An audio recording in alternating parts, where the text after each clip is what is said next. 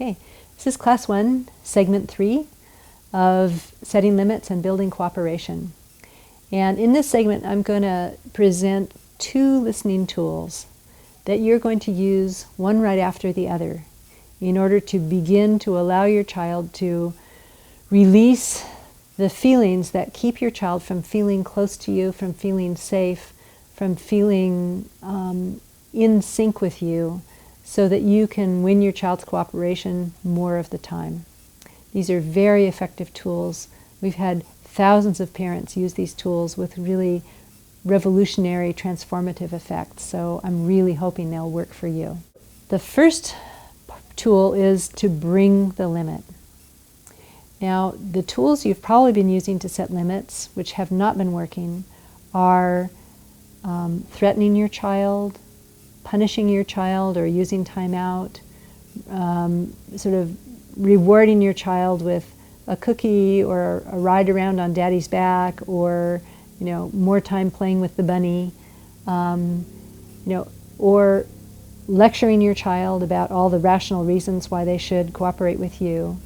And the last tool, and the one that we keep hoping will work, is the endless patience tool, where you just keep trying to make it better and you keep trying to pretzel yourself around what your child says they want and need, but they wind up dissatisfied anyway, and then you finally blow up.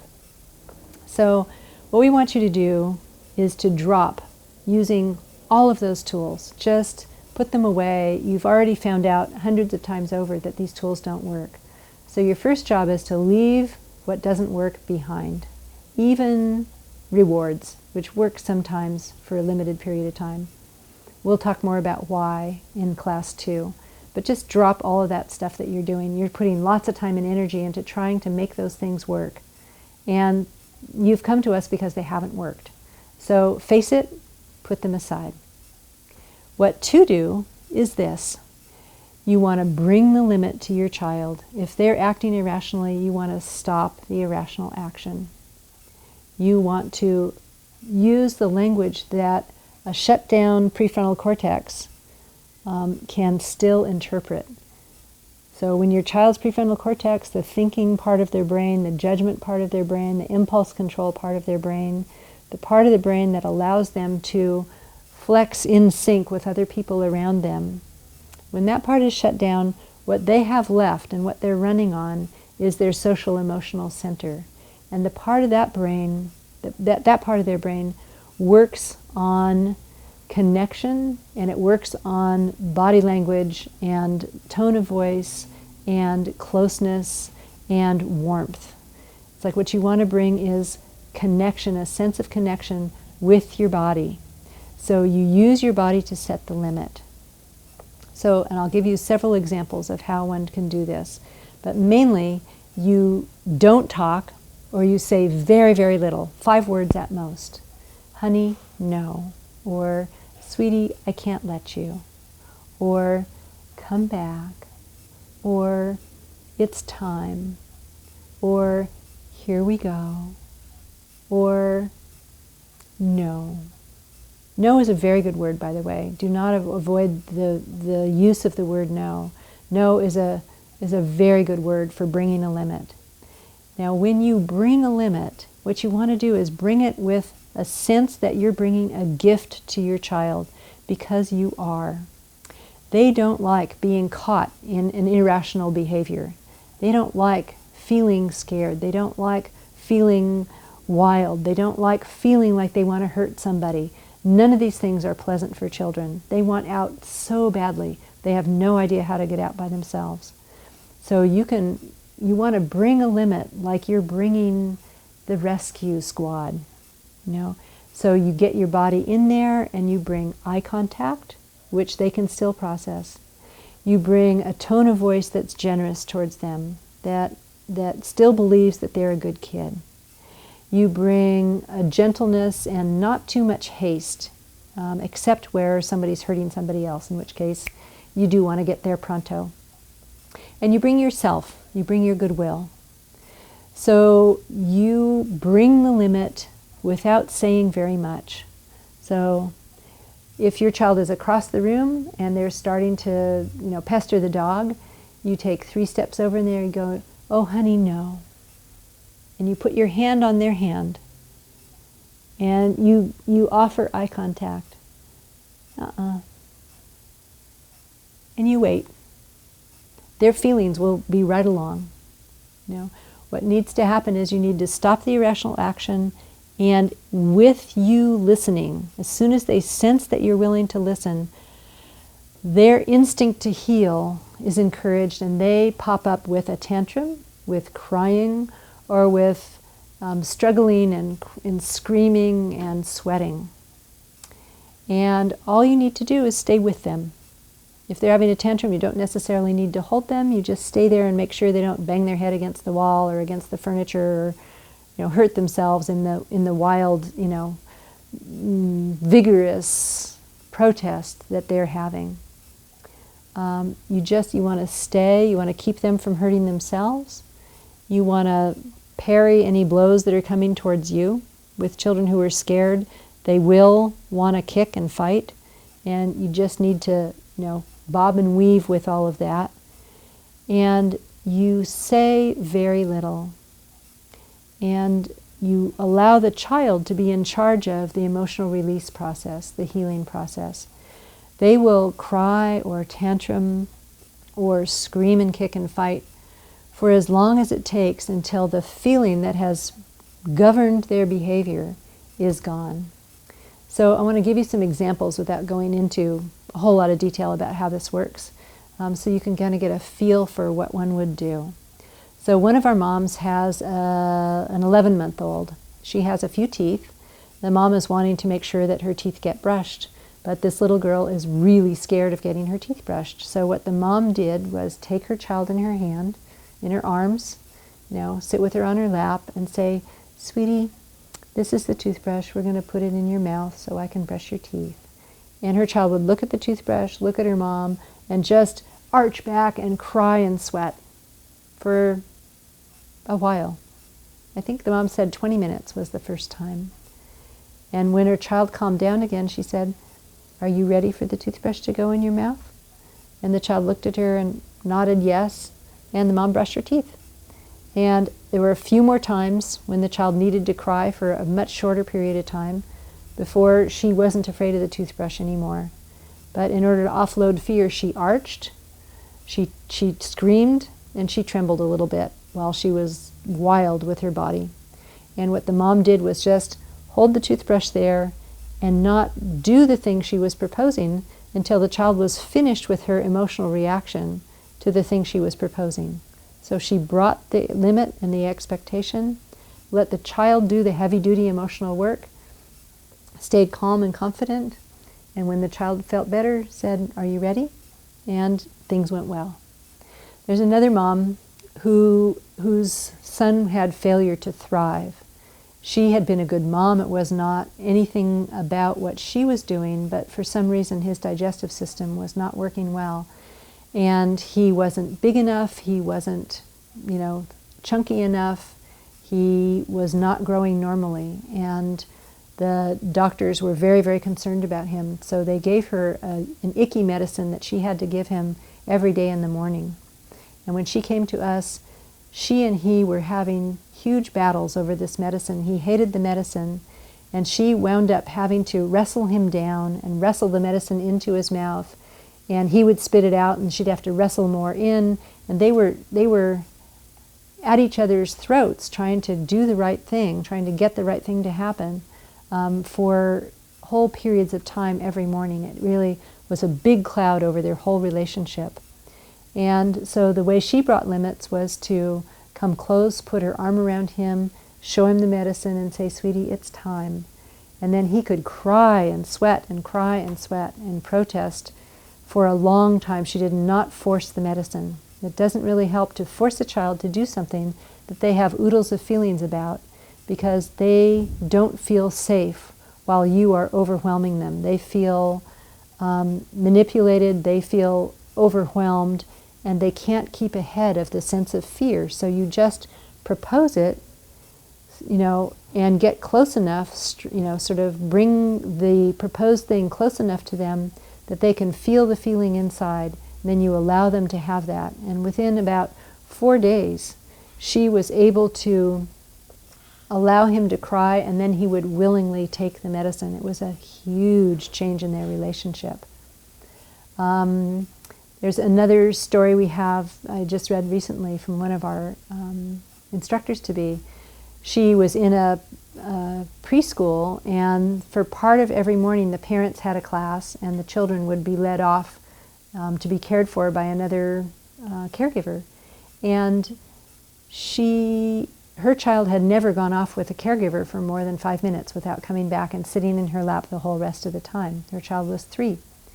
And so there was a difficulty with separation there, and after 3 months, and her child still would not go off with the children and play, she thought of a way to help her daughter work on whatever feelings were in the way. So she set an expectation, not quite a limit, but an expectation. She sat a little chair down next to her, and she told her daughter, "Today, sweetie, I'm not going to let you sit in my lap. I'm going to let you sit right next to me on this chair, and we're going to hold hands." And she sat her daughter next to her, and she held her daughter's hand, and her daughter began crying, and cried, and found her way back into her mom's lap, and the mom let her cry some more. But when the crying stopped, she said, "Sweetie, I'm going to put you back in the chair. You're right next to me. I'm not going anywhere. Here we go." And she sort of found this safe little step between, throwing her daughter to the wolves off with the caregiver that she didn't feel safe with, and letting her continue to sit in her lap, which was allowing the child to continue to wall out the safety of the rest of the world. So I think she sat her child in the chair 3 or 4 times that morning, and then said, "Okay, you've done a good job," And the next time they went, she did the same thing. And I think the 3rd time they went, she sat the child in the chair, but then her child said, "Mommy, I want to go play." And the child went off to play with the caregiver and was gone for an hour and a half. Separation crisis over. Because the mom noticed that a limit was needed, figured out a very safe way to set that limit, a little tiny step, and allowed her daughter to work through the hurt. One more example with a preschooler is, I love this story. We did a play event, and 2 little girls showed up, only 2. And one little girl did not even look at the other little girl at all. The other little girl was interested in her, but she was playing with her dad. But this child, after about 15 or 20 minutes at the play event, wanted the red ball that the other girl was playing with. She goes, "I want the red ball!" And she starts making a beeline for the red ball. And I saw what was going to happen, so I made a beeline too. And I put my hand on her tummy right as she was getting to the other child, and I said, "I can't let you take that ball." Is that more than 5 words? "I can't let you take that ball." Yeah, that was 7 words. A bit much, but okay, for a limit. And I just put my hand on her tummy, and I looked at her, and she looked at me and just started screaming at the top of her lungs. And and I said, "We have other balls. There's a blue and a green." And she screamed and screamed and screamed, and she ran for her daddy. And she sat in her daddy's lap, and she screamed and sweated and kicked safely. She was kind of facing outwards, and she was kicking the floor. And her daddy was very amazingly good with her. He just kind of peered over and tried to make eye contact, and I stayed with her because I'd sort of started the whole thing. And she cried and cried and cried. We call this stay listening, when you're staying with a child who's unloading big feelings. And we stayed, and we both listened to her, and she screamed and cried. I'd wished I had earplugs, and I bet he did too. And by the time about 15 minutes had passed, she sort of looked around, and I said, "Are you still thinking about the red ball?" And she cried some more. And then she kind of brought herself, the crying, to a close, and looked around again, and I said, "We have other balls." And she cried again. And then she came back and looked at her daddy and started playing with her daddy's nose and started playing with his chin and started laughing a little bit. and then looked around and then said, I want a tissue. And we got her a tissue. She blew her nose, and then she hopped up and she ran right over to the other little girl, and they began playing really cooperatively. It's like she hadn't been able to even look at this child. And pretty soon they were playing very, very closely together. She was not impulsive. She didn't want what the other girl had. They just had a wonderful time. They were laughing. They were falling around together. They weren't quite wrestling, but they were having a great time. So offloading all of that feeling just made her the picture of cooperation and of eagerness to be with people. And it was just one of these lovely, lovely times where it's like all it took was 20 minutes of paying attention, offering connection, letting her blast off, clean her pipes, and off she went.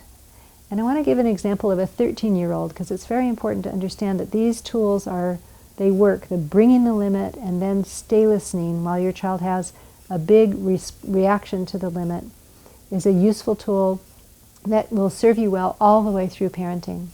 So this is a story about a mom who's used parenting by connection for many, many years. And her daughter's 13, and she had a friend of her daughter's over for an overnight one night, and that had gone well. But this child is a child who's been diagnosed with some sort of fear disorder. She is inordinately afraid of many, many things, and these fears come up over tiny little pretexts all the time. She's really a scared child, although she's 13. And she had been scared the night before of the lights going out, and the mom said, no, we're going to turn the lights out. You can talk to me and I'll hold your hand. I'm right here. And the mom had gotten her laughing, and after they'd laughed together for a while, this girl was able to relax and fall asleep, although she had said she was too scared to do that before. So they built some safety there, and the next day the mom had planned a trip to the beach for her daughter and this child, and another child as well. And this child, when it came time to get in the car, she said, I can't go, I'm not going, I can't go, I can't go. And the mom asked why, and she said, well, it's a really windy road to the beach, and I'm going to throw up, and I'm afraid to throw up. And the mom said, well, that might not happen. And she said, well, if it doesn't happen to me, somebody else is going to get car sick and they're going to throw up, and I'm afraid of that too. And I want to stay home. I don't want to go. And the mom put her arm on her child's friend and said, sweetie, I'm not going to leave you behind. We are going to go. And the child began to get upset, and she said, it's time to go out to the car now. Come with me. And she kind of kept her arm on the child, and they got out to the car, and the child looked at the car door and burst into tears. I can't go, I can't go, I've got to stay home, you can't make me go. And the mom said that this friend of her daughter's put her head on the car and put her hand on her arm and just sobbed and sobbed and sobbed and sweated for about 10 or 15 minutes. And when she would come up for air, the mom would say, we're not going to leave you behind. I'll be with you the whole way. And she would cry hard again. We're not going to leave you behind. I'll keep you safe. And she cried some more again. And after a shortish time, I think probably 15 or 20 minutes, she finally agreed to get in the car. And she got in the car, and they started driving, and the mom figured out how to get everybody singing songs. And they sang all the way to the beach. And when they got there, the girl was totally amazed. She said, I'm here. We're here. We sang all the way. It wasn't that bad. And she hopped out of the car triumphant that she had, been victorious over her fears. And all the other girls, too, said, you did it. You did it. You were so scared, and you did it. And the four of them had this lovely moment of triumph and celebration about this child for whom fear had made the world very, very scary, having a triumph because the mom brought the limit, didn't push the child through hopping in the car, just very gently brought the child to the place close enough to getting in the car that she could burst into tears, and then stayed and offered reassurance just enough to keep the crying going until there wasn't more crying to do. So these are very powerful tools. We really encourage you to try this. But you do have to remember, don't say very much. Don't punish. Don't bribe. Don't give long lectures. You don't have to tell all the reasons why. Just say what needs to be said. No, you can't have another ice cream. Or, I can't let you do that. Or, that's your brother's. Or, you need to come here, sweetie. Or, you're not playing so well. Let me have you on my lap for a little while. And add connection. Connection plus hurt driving a child's behavior equals big feelings, and then a clearing of the mind, and you get such better behavior afterwards. You get a child who really wants to be with you and wants to be with others. You get a child who can cooperate.